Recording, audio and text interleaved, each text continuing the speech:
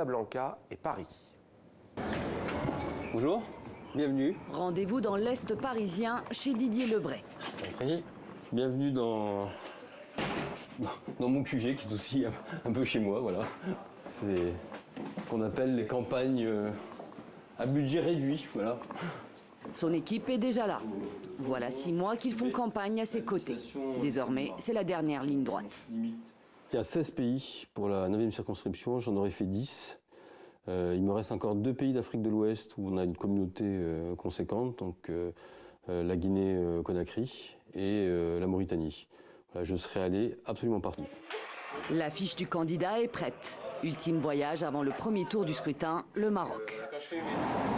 Casablanca, première étape d'un déplacement de 5 jours. On y retrouve Didier Lebray dans le quartier de Derbomar, accompagné de sa suppléante Marion Berthoud. Ici, il est chez lui, ou presque. Il faut remonter, je crois que c'est par là. C'est par là? Un peu perdu, mais c'est ici que sa famille a vécu pendant 20 ans. C'est là, au dernier étage de cet immeuble, que toute ma famille, ma grand-mère, mon grand-père, ma maman et leurs 12 enfants ont vécu dans tout le dernier étage de cet immeuble. Une manière de contrer ceux qui l'accusent d'être parachuté, il s'en défend catégoriquement. La première fois que je suis venu ici, c'était sans aucune considération de toutes ces histoires qui me touchent très peu. C'était vraiment parce que j'avais promis à ma mère de venir et de prendre des photos pour elle. Des racines au Maghreb et une longue carrière de diplomate. Didier Lebray a passé 20 ans de sa vie à l'étranger, aux côtés des binationaux et expatriés. Alors pour lui, sa candidature s'impose comme une évidence. Mais sur le terrain, dans cette brocante, ce n'est pas évident pour tout le monde. Pour certains élus PS, il a été pistonné par l'Élysée. Et ils n'ont toujours pas digéré son investiture au terme d'une primaire très disputée.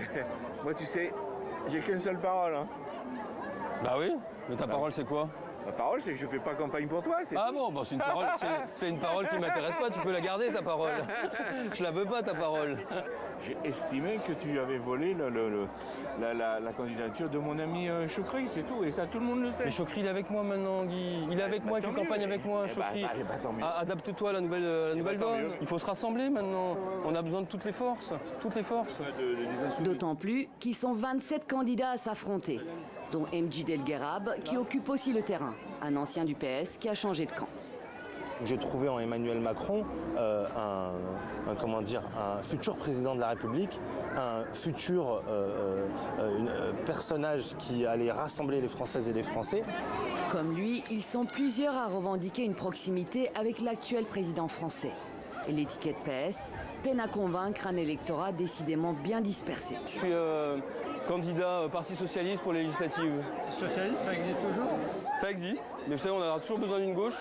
Rejoignez Mélenchon, hein? On sera au chaud tous ensemble. Des railleries, mais aussi des accueils plus chaleureux.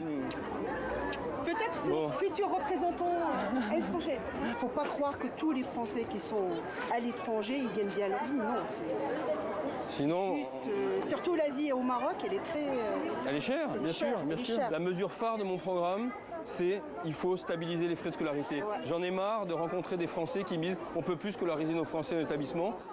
S'il est élu, le candidat s'engage à plaider la cause de tous les Français, y compris les plus en difficulté. Qu'il s'agisse de scolarité, de santé ou de sécurité, son point fort. Didier Lebray a été directeur du centre de crise du Quai d'Orsay et coordonnateur du renseignement à l'Élysée. Notre invité de 7h50 ce matin, Didier Lebray. Et ce parcours, il compte bien le défendre sur les ondes des médias francophones. Quand j'étais directeur du centre de crise, avec l'assentiment de Laurent Fabius, on a débloqué 40 millions d'euros pour protéger les écoles, les lycées, les sites aussi qui sont particulièrement sensibles, qui sont un petit peu des étendards de la présence française. Après Casablanca, Didier Lebray s'est rendu à Agadir et à Marrakech. Un tiers des électeurs de la 9e circonscription vit au Maroc. Des voix indispensables au candidat PS. Et je vous laisse découvrir maintenant le nom de tous les candidats en lice pour cette 9e circonscription des Français de l'étranger. Ils sont 27 au total, on vient de l'entendre. Rendez-vous sur notre site internet pour découvrir leurs portraits. Et on le rappelle, premier tour ce dimanche 4 juin, second tour le 18 juin dans cette 9e circonscription.